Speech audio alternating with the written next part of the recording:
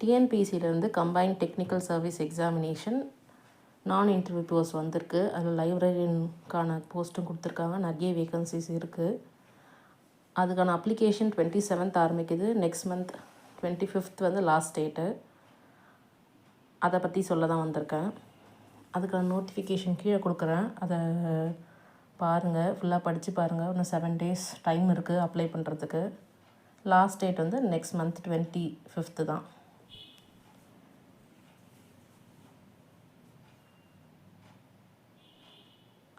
ரெண்டு இருக்குது. லைப்ரரியன் ஒன்று இருக்குது, அசிஸ்டன்ட் லைப்ரரியன் ஒன்று இருக்குது. அதுக்கான போஸ்ட் கோடு இருக்குது பாருங்கள்.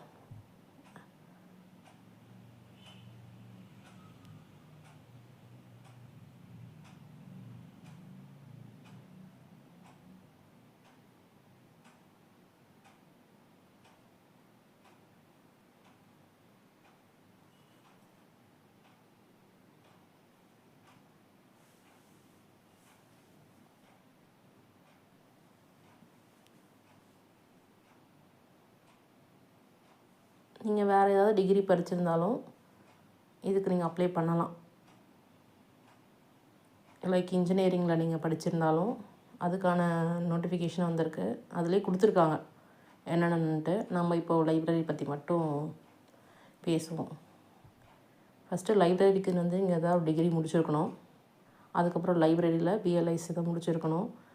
இவங்க வந்து ப்ரிஃபரன்ஸ் என்ன கொடுக்குறாங்கன்னா, நீங்கள் ஃப்ரெஞ்சு, ஜெர்மன் இது தெரிஞ்சிருந்தால் இந்த கேண்டிடேட்ஸ்க்கு வந்து ஃபஸ்ட் ப்ரிஃபரன்ஸு. அதுவும் இல்லாமல் ஏதாவது ஒரு ஸ்கூல்லையோ இல்லை யூனிவர்சிட்டிலேயோ இல்லை டிஸ்ட்ரிக்ட் ஆஃபீஸ்லேயோ நீங்கள் லைப்ரரியனாக ஒர்க் பண்ணியிருந்தால் இந்த லைப்ரரியன் போஸ்ட்க்கு அப்ளை பண்ணலாம். அது வந்து ப்ரிஃபரன்ஸ் தான், ஆனால் எல்லாருமே அப்ளை பண்ணலாம்.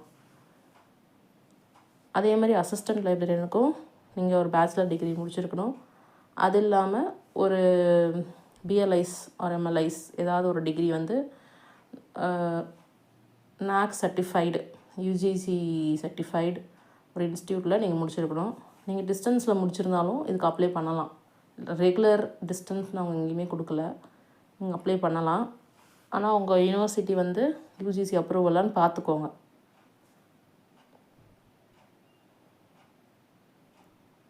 இதுக்கான சிலபஸ்லாம் நம்ம நெக்ஸ்ட் வீடியோவில் பார்க்கலாம்.